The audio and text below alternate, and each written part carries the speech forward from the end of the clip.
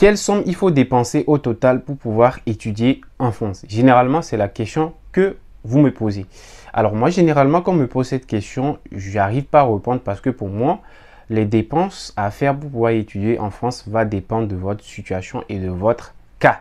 Et c'est ce qu'on va voir dans cette vidéo. Donc dans cette vidéo, je vais vous présenter 4 cas différents des frais de dépenses pour pouvoir étudier en France. Donc en fonction de votre situation et de votre cas, vous allez savoir vous êtes dans quel cas et vous allez pouvoir refaire le calcul en fonction de votre situation et en fonction de votre pays pour savoir à peu près avec précision quelle somme il faut prévoir si vous voulez étudier en France. Mais avant, il est très important de savoir que vous ne pouvez pas faire une procédure de voyage sans dépenser.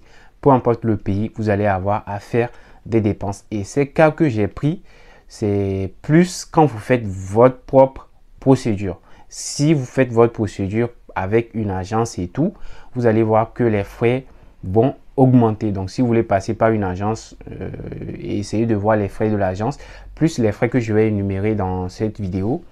Et ensuite, vous saurez à peu près combien vous allez dépenser.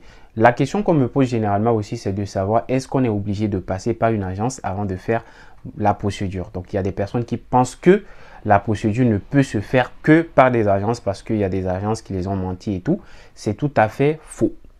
La procédure, vous pouvez le faire tout seul si vous êtes autonome. Vous n'êtes pas obligé de passer par une agence. On passe par une agence quand on ne peut pas faire la procédure nous-mêmes à cause du temps parce qu'il y a des personnes qui travaillent. Ils préfèrent déléguer ça. Soit il y a des personnes qui n'ont pas la possibilité de le faire parce qu'ils ne sont pas autonomes ou ils ne se font pas confiance. Pourtant, il y a tout sur ma chaîne YouTube. Voilà. Et ceux qui veulent un accompagnement, bien sûr, ceux qui veulent un accompagnement, moi j'ai mon propre agence où on peut vous accompagner de A à Z au niveau de la procédure.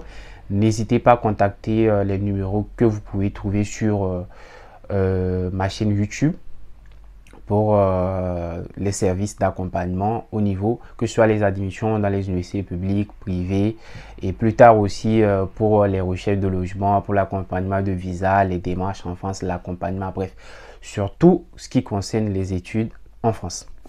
Alors si vous êtes nouveau sur ma chaîne, moi c'est Farouk et je vous aide à réussir votre procédure d'études en France. Et n'hésitez pas à me dire dans les commentaires depuis quel pays vous me suivez. Et c'est parti.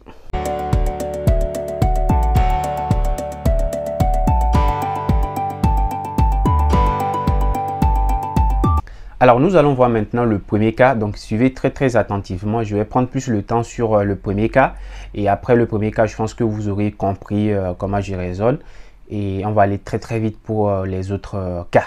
Alors, quand vous faites la procédure d'études en France, la première dépense que vous allez faire, c'est au niveau des frais de dossier de procédure. Donc, des frais de dossier que vous allez payer à Campus France. Bien sûr, comme je l'ai dit, si vous le faites vous-même, si vous ne passez pas par une agence et tout, donc il y aura des frais de dossier que vous allez payer à Campus France. Voilà, ça permet à Campus France d'être opérationnel chaque année et de pouvoir traiter vos dossiers et tout et pour pouvoir faire vos démarches, voilà, vos candidatures pour pouvoir étudier en France. Donc en fonction des pays, les frais de dossier ne sont pas pareils. Le Togo, c'est 65 000. J'ai pris le cas du Togo au niveau des frais de dossier parce que je suis togolais. Je le dis, voilà, je suis togolais et la charité bien ordonnée commence par soi-même. Et pour les frais de dossier des autres pays, par exemple le Bénin, ça doit être autour de 115 000 si je ne me trompe pas. Le Gabon, 80 000. La Côte d'Ivoire, je pense c'est à 80 000 aussi. Donc n'hésitez pas à regarder sur Google pour connaître les frais de dossier de procédure de votre pays. Soit n'hésitez pas à me le demander dans les commentaires. Je pourrais vous le dire. Donc il suffit de taper sur Google frais de dossier Campus France et vous allez savoir voilà, les frais. Donc frais de dossier Campus France, Togo, Bénin, Mali, Guinée, Gabon, Comores et etc. Alors pour les frais de dossier, pour le Togo, c'est à 65 000 francs. Donc au niveau de la procédure, donc d'admission, ce que vous allez dépenser, c'est 65 000 francs. Si c'est au Gabon, c'est 80 000 francs. Donc, comme je l'ai dit, moi, je vous donne à peu près les frais et ensuite, vous allez refaire vous-même vos propres calculs. Donc, vous allez payer 65 000 francs pour votre candidature. Donc, je n'ai pas énuméré les frais, par exemple, au niveau des déplacements pour imprimer vos documents, et etc. Ça, vous allez voir ça en fonction de votre situation et tout. Sinon, les frais que vous allez payer à Campus France, c'est 65 000 francs. Maintenant, après avoir fini la procédure d'admission, si vous avez une admission, c'est ce qu'on souhaite tous, vous allez passer à la procédure du visa. Donc, pour faire une demande de visa, il faut une raison. Et dans notre cas, c'est les études et vous aurez déjà une admission. Donc, pour pouvoir faire la demande de visa, les ambassades, peu importe vos pays, vont vous demander de satisfaire certaines conditions. Donc, on va vous demander certains documents. Et voilà. Et au niveau des documents, il y a trois trucs qui sont très importants. L'admission que vous aurez déjà, les ressources qui prouvent que vous allez pouvoir vous prendre en charge en France et un hébergement, donc un logement. Donc, c'est les trois conditions les plus importantes. Le reste, c'est que des documents rassemblés, les relevés de notes, les passeports, et etc., etc. Donc, c'est les frais là qu'on va voir dans cette vidéo. Maintenant, au niveau du logement. Alors, au niveau du logement, soit, voilà, il y a des personnes qui ont des parents en France qui vont avoir une admission dans la ville où ils ont un parent qui va les héberger et tout. Soit, si vous n'avez pas de personne qui va vous héberger, vous allez devoir louer un logement en France. Donc, si je prends le cas des villes moyennes et tout, un logement, ça peut coûter à peu près 350 € ou 400 €. Donc, pour pouvoir louer un logement, il va falloir prévoir au moins un mois de loyer ou un mois de caution. Généralement, c'est ce que les propriétaires demandent. Donc, à peu près, vous allez prévoir 500 000 pour le logement. Donc, pour la caution et le premier mois de loyer à peu près. Donc, tant que vous n'avez pas un logement, vous ne pouvez pas faire votre demande de visa. Donc, tant qu'une personne ne vous fournit pas les documents montrant qu'il va vous héberger, ou soit vous louez un logement avec un contrat de location, vous ne pouvez pas faire la demande de visa. Donc, ici, donc vous savez, si peut-être moi, quand j'ai une admission à Paris, mon papa est à Paris, ma tante est à Paris, je vais habiter chez lui, donc je n'aurai pas à dépenser au niveau du logement. Moi, j'ai personne en France, donc moi, je sais qu'à peu près Farouk a dit qu'il faut prévoir à peu près 500 000. Maintenant, pour les ressources, donc pour pouvoir faire une demande de visa étudiant, l'ambassade demande de justifier au moins de 615 € par mois, à peu près 400 000 pendant la durée de votre séjour, donc pendant une durée de 1 an. Donc, vous allez devoir prévoir ces ressources pour pouvoir faire la demande de visa. Donc, pour le faire, vous avez plusieurs possibilités. Donc, moi, je prends le cas où, voilà, vous passez par une agence qui va vous aider par un prêt à peu près, qui va vous prendre en charge au niveau de la caution. Donc, il va vous délivrer les documents, mettre l'argent sur votre compte, en gros comme un prêt étudiant qui montre que vous aurez les ressources de vous prendre en charge. Donc, à peu près, souvent, il y a des agences qui demandent 400 000, 450 000 ou à peu près 500 000. Voilà, un prêt bancaire en quelque sorte. Donc, vous allez dépenser au niveau de la caution à peu près 500 000. Et après, quand vous faites votre demande de visa, voilà, si vous avez le visa, il va falloir payer le billet d'avion pour pouvoir venir en France. On ne vous le prend pas en charge, comme France n'est pas une bourse d'études. Donc, il faut prévoir à peu près 500 000 parce que ça dépend de la période. Vous allez trouver un billet à 400 000, 350 000, 500 000. Donc, moi, j'aime faire des prévisions un peu plus élevées. Comme ça, vous savez qu'au maximum, voici la somme que je peux dépenser. Donc, à peu près 500 000. Et donc, si vous avez passé par une caution avec une agence, vous savez qu'il n'y a pas d'argent qui vous attend en France. Vous n'avez pas mis l'argent quelque part arrivé en France que vous allez récupérer. Non. Donc, dans ce cas, pour au moins les 3 premiers mois, il va falloir prévoir à peu près 1,5 million. Voilà, 1,5 million pour vous prendre en charge le temps peut-être de trouver un job, ce qui n'est pas souvent facile. Vous pouvez faire 3 mois, 6 mois, même 1 an sans trouver un job. Mais il faut pour au moins 3 mois de ressources parce que arrivé, vous allez payer votre loyer et vous allez faire les démarches pour payer, valider votre visa, pour vous inscrire à l'université, les transports, manger, etc. Donc, il faut pour à peu près 1,5 million. Maintenant, au niveau des frais de demande de visa, quand vous serez en train de faire les demandes de visa, vous devez prendre rendez-vous pour déposer votre demande de visa. Et quand vous prenez rendez-vous, vous devez payer les frais pour que votre dossier soit traité au niveau du visa. Et vous allez dépenser à peu près 60 000, peu importe le pays, à peu près 60 000. Et dans certains pays, on demande de faire une assurance voyage, assurance rapatriement, etc. Donc, ça va vous coûter à peu près 20 000 ou 25 000. Donc, moi, j'ai mis à peu près 20 000. Donc, au total, dans ce premier cas, vous devez dépenser à peu près 3 145 000. Donc, 3 200 000. On va passer vite fait au deuxième cas. Donc, deuxième cas, vous savez déjà comment ça marche. Au niveau des frais de dossier, ça ne change pas. Sont 5 000 logements, 500 000. Maintenant, au niveau du deuxième cas, ce qui change, c'est au niveau de la caution. Donc, si vous passez par un établissement bancaire qui fait des prêts, donc peut-être vous avez la moitié de l'argent et ils vont vous compléter pour justifier de vos ressources. Donc, vous avez à peu près 2 500 000.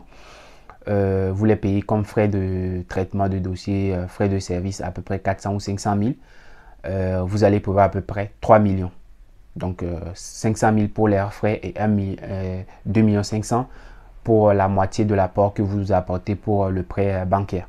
Donc argent de poche, dans ce cas, vous savez qu'arrivé en France, ils vont vous faire des virements des 2 500 000 que vous avez donné, pas d'un coup, mais en plusieurs tranches. Vous savez qu'il y a de l'argent qui vous sera transmis plus tard. Donc là, comme argent de poche, vous pouvez venir après avec 800 000, le temps de gérer les dépenses quotidiennes. Maintenant, au niveau des frais de demande de visa, ça ne change pas, c'est 65 000. Frais d'assurance, à peu près 20 000. Donc, ce qui vous fait au total 4 945 000 arrondi à 5 millions. On passe au troisième cas. Maintenant, au niveau du troisième cas, ce qui change, c'est au niveau aussi toujours de la caution. Donc, comme je l'ai expliqué, vous devez justifier de vos ressources en France.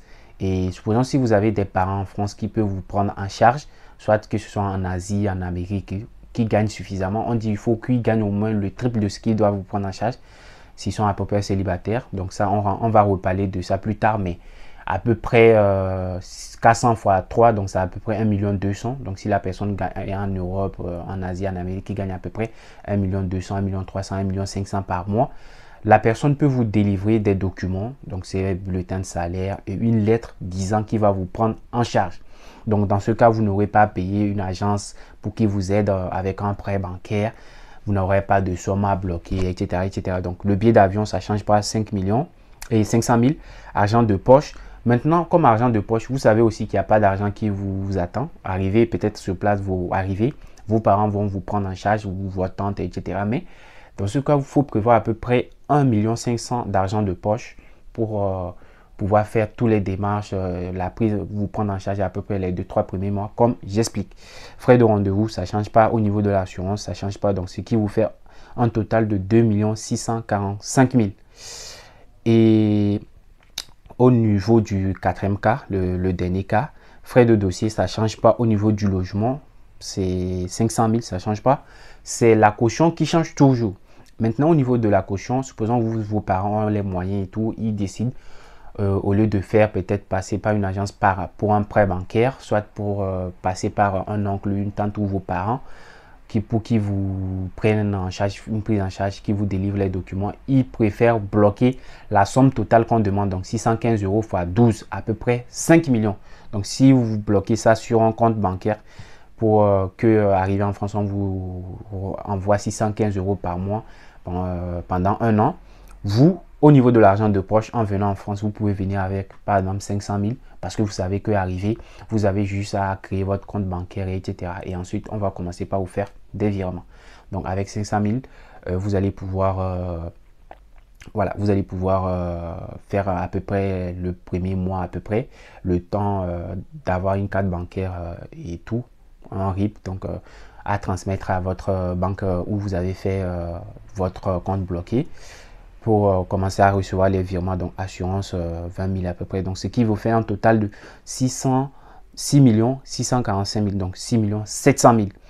Et il y a un cas que je n'ai pas énuméré pour que la vidéo ne soit pas trop longue. C'est le cas où vous avez un hébergement. Donc vous avez vos parents ou vos tantes qui vont vous héberger gratuitement. Et aussi, vous avez, comment dire, les parents qui peuvent vous faire une prise en charge, donc des parents qui peuvent vous les donner des documents pour éviter que vous passez par un prêt bancaire ou soit que vous bloquez les 500 000, les 5 millions demandés pour les demandes de visa. Donc ça veut dire qu'au niveau du logement, 0, au niveau de la caution, 0. Donc vous allez refaire les calculs et vous allez voir que vous, au niveau des dépenses, vous allez dépenser à peu près 1 million et quelques, donc 1 million 100 ou 1 million 200. Donc en gros, voici les dépenses que vous devez faire pour pouvoir étudier en France. Donc si vous avez des questions, n'hésitez pas à poser dans les commentaires et essayez de réadapter ces cas que j'ai donnés en fonction de votre pays. Donc au niveau de votre pays, vous changez les frais de dossier. En réalité, c'est ce qui change. Et sinon, pour le reste, c'est à peu près pareil. Donc, j'ai pris le temps pour faire cette vidéo pour vous. Donc, ce qui serait bien pour vous, c'est de liker la vidéo, de vous abonner pour me soutenir et pour que voilà, je sache que vous vous intéressez à ces genres de vidéos. Et n'hésitez pas à me dire dans les commentaires quel genre de vidéo aimeriez-vous que je fasse, vous donner des idées et je le ferai avec plaisir. Et dites aussi dans les commentaires depuis quel pays vous me suivez et dites-moi dans les commentaires pour une prochaine vidéo si je dois prendre un exemple, quel pays vous voulez que je prenne comme exemple.